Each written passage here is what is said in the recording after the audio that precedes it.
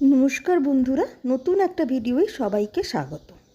আজ শেয়ার করব প্রেসার কুকারের সাহায্যে গোবিন্দভোগ চালের পোলাও রেসিপি। যে কোনো ধরনের পোলাওই তোমরা এভাবে করতে পারো, বাসন্তী পোলাও, নর্মাল কাজু কিশমিশের পোলাও, সময় একই লাগবে যতটা পরিমাণেই বানাও না কেন। এখানে আমি মেজারিং কাপের হাফ কাপ মতন গোবিন্দভোগ চাল নিয়েছি, ওজন হিসাবে 120 থেকে 25 গ্রামের মধ্যে। চালটাকে বেশ 5-6 বার ভালো করে ধুয়ে নেব যতক্ষণ না পরিষ্কার জলটা তৈরি হচ্ছে। এখনও জলটা দেখো ঘোলা আছে, ধুতে ধুতে দেখো জলটা অনেকটাই পরিষ্কার হয়ে গেছে।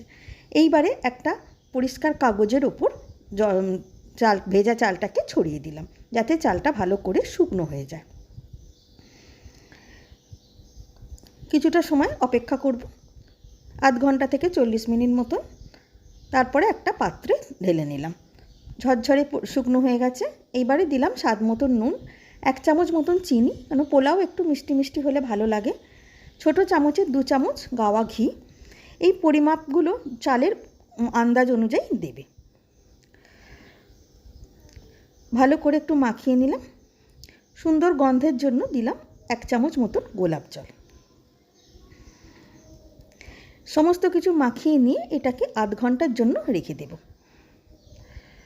এর ফলে চালের মধ্যে ঘিয়ের একটা সুন্দর ফ্লেভার আসবে। আধ ঘন্টা বাদে প্রেসার কুকারটা বসিয়ে ছোটো চায়ের চামচের 1 চামচ মতন গাওয়া ঘি দিলাম। ঘিটা মেল্ট হয়ে যেতে এতে ফোড়নের জন্য দিয়ে দিলাম 2টো ছোটো এলাচ, 1 টুকরো দারচিনি, একটা তেজপাতা আর কয়েকটা লবঙ্গ। সুন্দর গন্ধ বেরোনো পর্যন্ত ফোড়নটাকে একটু ভেজে নিয়ে এবারে এতে যোগ করব হাফ চামচ মতন গ্রেট করা আদা।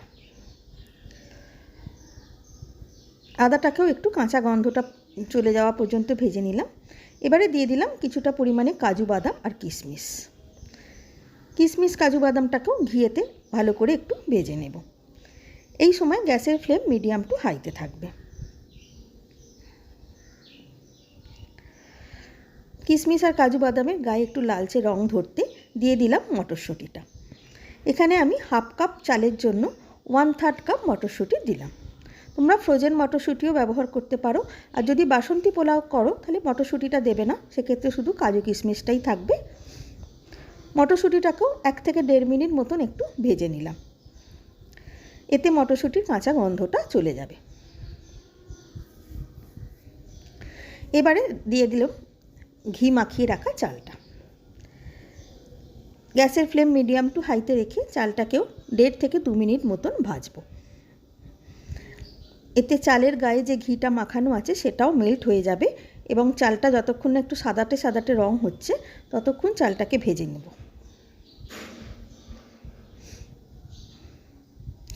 মাঝে মাঝে খুন্তি দিয়ে একটু নাড়াচাড়া করে নিতে হবে। দেখো আস্তে আস্তে ঘিটা ভালো রকম মেল্ট হয়ে গেছে এবং চালের কালারটাও আগের থেকে অনেকটা সাদা হয়ে গেছে। এইবারে দিয়ে দেবো জলটা। জলের মাপটা হলো যতটা চাল তার ডবল জল। আমি ওই মেজারিং কাপের মেপে চালটা নিয়েছিলাম, সেই মেজারিং কাপেরই 2 কাপ জল দিলাম। আর দিয়ে দিলাম 2টো চেরা কাঁচা লঙ্কা। তোমরা নর্মাল কোনো বাটি মেপেও চালটা নিতে পারো, তবে সেই বাটি মেপেই জলটাকেও দেবে। এইবারে প্রেসারের ঢাকাটা বন্ধ করে সিটিটাকে খুলে নিলাম। গ্যাসটাকে একদম হাই করে দিলাম।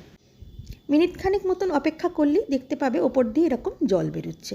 তখনই গ্যাসটাকে একদম লো করে দিয়ে ঘড়ি ধরে 6 মিনিট রান্না করতে হবে। 6 মিনিট বাদে গ্যাসটাকে বন্ধ করে দিয়ে আরও 6 মিনিট এই অবস্থায় প্রেসারটাকে রেখে দিতে হবে। 6 মিনিট বাদে ঢাকাটাকে খুলে নিলাম। তৈরি হয়ে গেছে একদম ঝরঝরে পোলাও।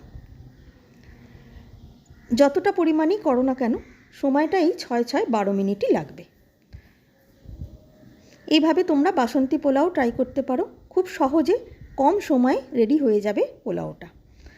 ঢাকাটা খুলে সঙ্গে সঙ্গে একটা প্লেটে এটাকে ঢেলে নেবে, তাহলে ঝরঝরে ভাবটা আরও ভালো থাকবে। আশা করি রেসিপিটা ভালো লাগলো। যে কোনো দিন ট্রাই করে দেখতে পারো, খুব সহজে তৈরি হয়ে যায় একদম ঝরঝরে গোবিন্দভোগ চালের পোলাও। ধন্যবাদ।